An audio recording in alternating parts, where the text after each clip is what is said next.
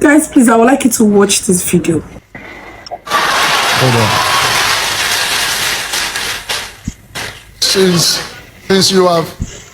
you know me as your father, I gave birth to you.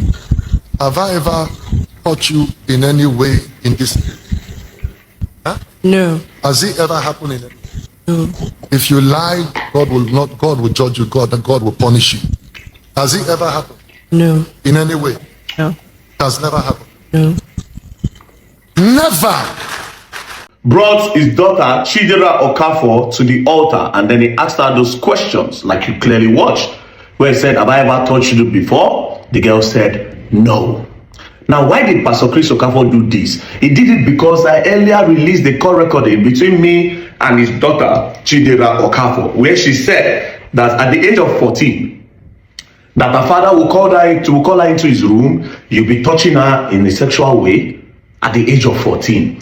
There was even a time he said that he wishes his father could marry daughters. And then on one day, he tried to penetrate her, but as soon as he saw her shaking, he told her to leave her room. So when I posted it, Pastor Christian brought his daughter Chidera Okafor, and then he asked her this question, and then she now said no, therefore debunking what I posted and calling me a liar.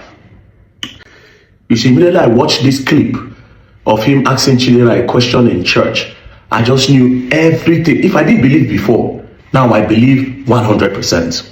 Ask me how and why, and here is why. The girl he brought up stage, her name is Chidera Okafor. The girl I spoke to, her name is Chidera Okafor. The two of them, they are his daughters. These are two different persons, so they are not the same. You know why they are not the same? Because the one he brought up stage, her name is Daniela Chidera Okafor. Her English name is Daniela Chidera Okafor.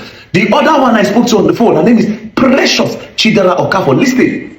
My name is Precious Chidera Okafor. The daughter of Prophet Dr. Chris Okafor. I used to live with him years ago, and I left around 20. Precious Chidera Okafor is different from Daniela that he brought up stage. Now you would ask that why is their name Chidera? It is because they are not of the same mother. They are namesake. His two kids are namesake. This particular one he brought up stage is the sister to the one in Canada that is asking him for school fees, that sent that text. She's the sister to that one, and the other girl that came to my office that I interviewed, Amara. And then they have a brother. The brother and this one that he brought to the altar, they still stay with him while the other two girls are left.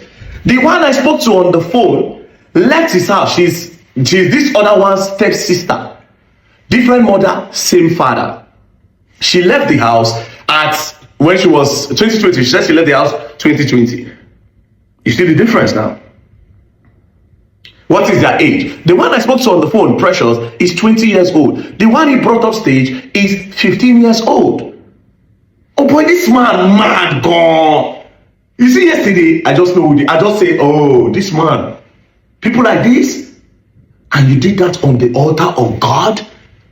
Knowing fully well that poor girl you brought up stage does not even know what you're talking about. That is why the girl's body language. You see, her body language was different when he was asking her that question. Because she knows that she's not the one that made the allegation. That is her stepsister. But because their names are Chidera, he quickly took advantage of it. I said, okay, Chidera, it would be nice to use this one. But they are two different persons. Oh boy, this man, what? On the altar of God, you do this? I said if I didn't believe before, after I watched this clip, I just believed once. Say in one. You know, initially, when I posted that thing, when I even did an interview with Tamara, they came out to say, oh, they are not his kids, and they want to do DNA. You see, now will be a perfect time to do DNA for these kids.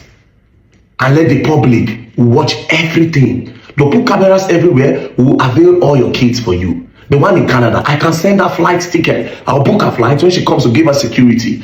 The one in Nigeria, Amara, I can look for her, bring her out. The one Precious that said you tried to do forceful entry on her, that you were kissing at the age of 14, I will avail the three of them. Then you will do a DNA test. If it comes out positive that you are their father, no, not positive in DNA. If the percentage shows that you are their father, here's what you do. First of all, you take responsibility of your daughter's school fees in Canada. After that, you pay. After you pay for the school fees, you pay until she finishes school. That's number one. Number two, you will never climb the altar again in your life.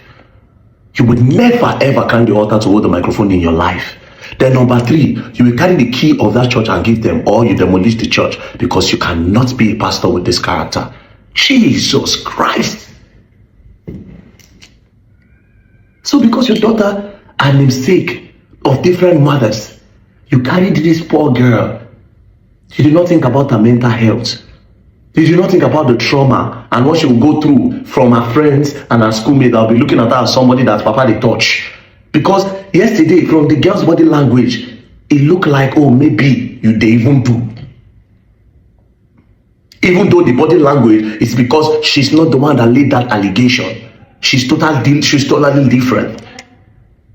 You did not think about the girl's mental health. You could do that because of yourself. This man, Jesus Christ. Anyways, Nigerians, there are 2 different persons. Precious Chidera Okafor and Daniela Chidera Okafor. With one father, different mothers. And Precious is saying that her mother told her that at the age of 15, the father did forceful entry on her to give birth to her Precious. And guess what? At the age of 14, 15, the father was trying to do the daughter according to Precious. What is it with you and 15-year-old kids? Jesus Christ! And you have the audacity to bring her on the altar of God to debunk